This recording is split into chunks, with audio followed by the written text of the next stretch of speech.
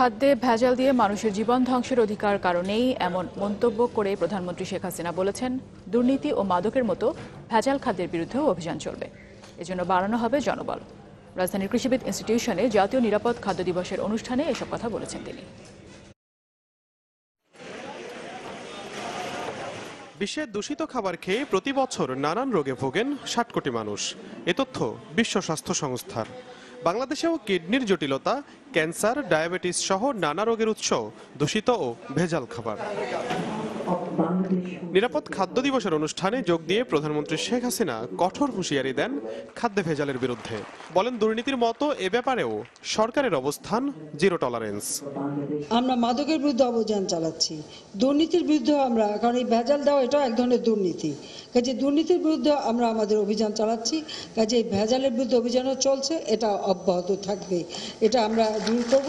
কোনো বিষক্রিয়া আমাদের দেশের মানুষ ক্ষতিগ্রস্ত হোক সেটা আমরা চাই না। খাদ্যের মান যাচাইয়ে বিশেষ ল্যাবরেটরি করার ঘোষণা দেন শেখ হাসিনা। তবে সুস্থ জীবনযাপন প্রশ্নে জনসচেতনতাকেই প্রধান নিয়ামক বলেন তিনি। বিভিন্ন দোকানের খাবার বা হোটেল রেস্তোরাঁর খাবার, বিভিন্ন খাবারে যে ভেজাল বা বাসি পচা খাবার বা বিভিন্ন ঘটনাগুলি ঘটনা হচ্ছে, সেগুলির ব্যাপারে আমাদের যথেষ্ট সচেতন হতে হবে। এখানে নাগরিক সচেতনতা একান্তভাবে দরকার। নাগরিক সচেতনতা হলে, জনগণ যদি সচেতন হয়, তাহলে জনগণকে এভাবে খাবার নিয়ে কেউ ঠকাতে পারবে না। কোনো মানুষ যাতে ক্ষুধায় কষ্ট না পায় সে ব্যাপারে খোঁজ খবর নিতে খাদ্য মন্ত্রণালয়কে নির্দেশনা দেন সরকার প্রধান। জানান, জনগণের মৌলিক চাহিদা পূরণে বদ্ধপরিকর তার সরকার। সেক্ষেত্রে আমি খাদ্য মন্ত্রণালয়কেও বলবো, তাদেরও একটা বোধহয় দায়িত্ব আছে এটা দেখতে, যে কোথাও মানুষের ঘরে খাবার নাই এরকম মানুষ আছে কিনা খুঁজে বের করবেন। যত টাকা লাগে দেব, তাদের খাদ্য নিরাপত্তা আমরা নিশ্চিত করব। চাহিদা বিবেচনায় রেখে খাদ্য উৎপাদন ও সংরক্ষণের তাগিদও দেন প্রধানমন্ত্রী। পরামর্শ দেন, খাদ্য তালিকায় পুষ্টিকর ও সুষম খাবার অগ্রাধিকার দেয়ার।